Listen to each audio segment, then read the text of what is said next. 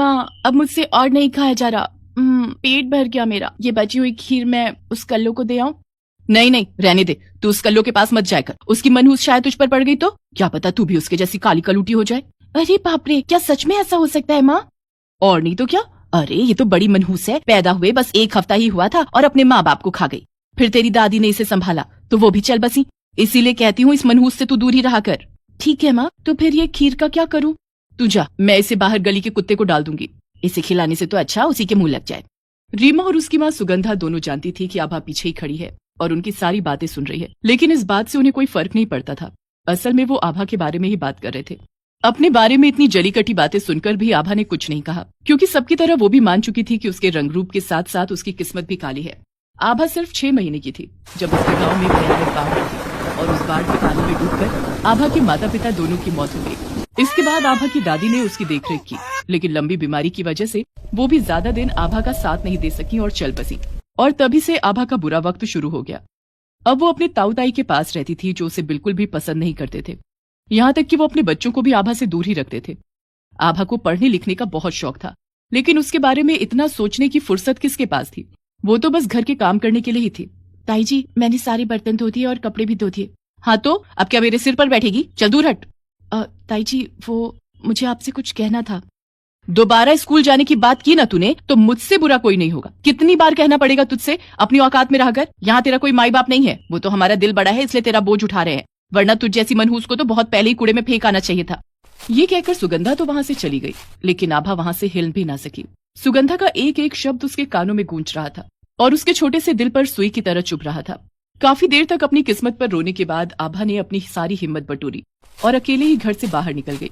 घर के अंदर उसका दम घुट रहा था, इसलिए वो बिना किसी से पूछे बस घर से बाहर निकल गई। वो बस चलती जा रही थी, मानो उसे किसी किनारे की तलाश थी जहाँ उसकी तकलीफों का अंत हो जाए।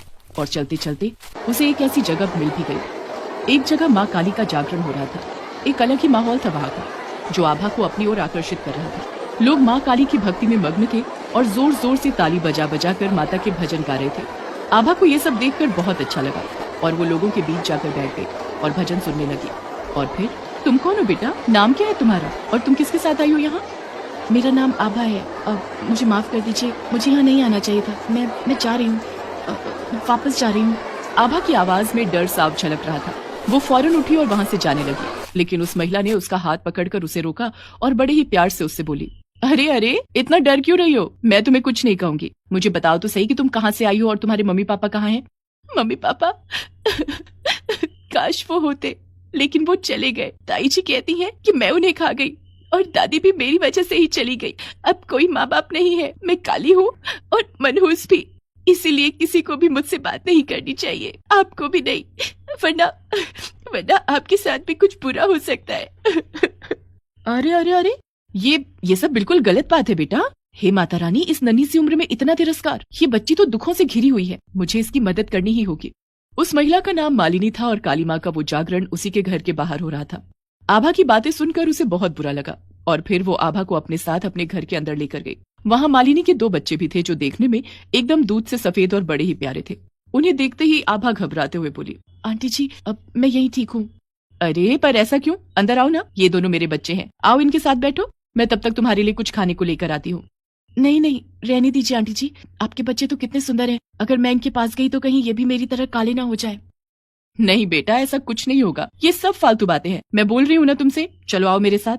मालिनी ने बड़े ही प्यार से आभा को अपने बच्चों के साथ एक ही डाइनिंग टेबल पर बिठाया और फिर अपने बच्चों के साथ ही उसे भी कुछ स्नैक्स खाने को दिए। आभा ने सुबह से कुछ नहीं खाया था, तो वो स्नैक्स उसे बहुत ही अच्छे लगे। उन्हें जल्दी जल्दी खाकर वो वहां से जाने लगी। अच्छा आंटी, अब मैं चलती हूँ। नहीं, 1 मिनट रुको, मुझे तुमसे कुछ बात करनी है, यहाँ बैठो। ठीक है आंटी जी, बताइए क्या बात करनी है आपको? बेटा, तुम अपने बारे में जो भी लगता है या जो भी तुम्हें बताया गया है वो बिल्कुल गलत है। ना तो तुम बदसूरत हो और ना ही तुम्हारे साथ होने से किसी का बुरा हो सकता है। एक बात बताओ, तुमने बाहर माँ काली की प्रतिमा देखी? वो भी तो काली है, लेकिन फिर भी सब उनकी पूजा करते हैं। बताओ, अगर काला होना बुरा है तो बाहर लोग ऐसा क्यों कर रहे हैं? क्योंकि वो देवी माँ है। मेरी दादी बताती थी कि माँ काली सभी दुष्टों को मार भगाती है और अपने भक्तों के सारे दुख दूर करती है, इसीलिए सब उनकी पूजा करते हैं।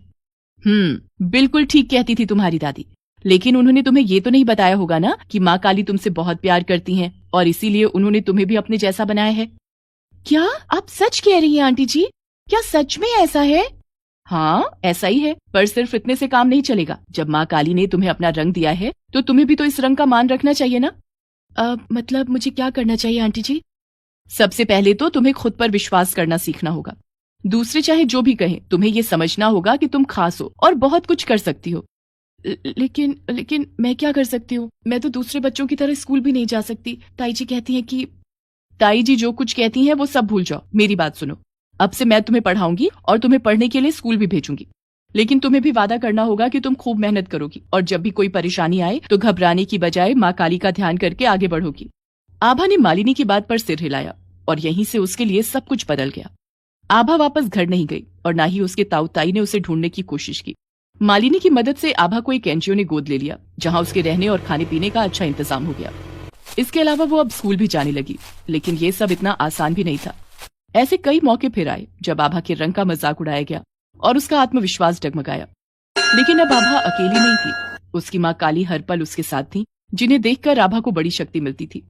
अब वो माँ काली की भक्ति में लीन रहने लगी और उनकी कृपा से अपना भविष्य भी संवारने लगी। फिर कई सालों के बाद, देखिए, मैं ये बात मान ही नहीं सकती कि मेरी बेटी के अलावा कोई और इस कंपटीशन को जीत सकता है। मेरी बेटी यहाँ सबसे सुंदर है और वही यहाँ की ब्यूटी क्वीन का खिताब जीतने के लायक है। देखिए, आपको जरूर कोई गलतफहमी हुई है। ये कंपटीशन सिर्फ लुक पर बेस्ड नहीं है, बल्कि यहाँ कॉम्पिटिटर्स की स्किल और उनकी बाकी परफॉर्मेंस भी देखी जाती है। और हाँ, एक बात और, ये भी आपकी गलतफहमी ही है कि आपकी बेटी यहाँ सबसे सुंदर है। वो देखिए, वो रही हमारी विनर मिस आभा। वो यहाँ की ब्यूटी क्वीन भी है और इस साल की यूपीएससी टॉपर भी। अब बताइए, कौन किस लायक है? सुगंधा के पास ऑर्गेनाइजर की बात का कोई जवाब नहीं था।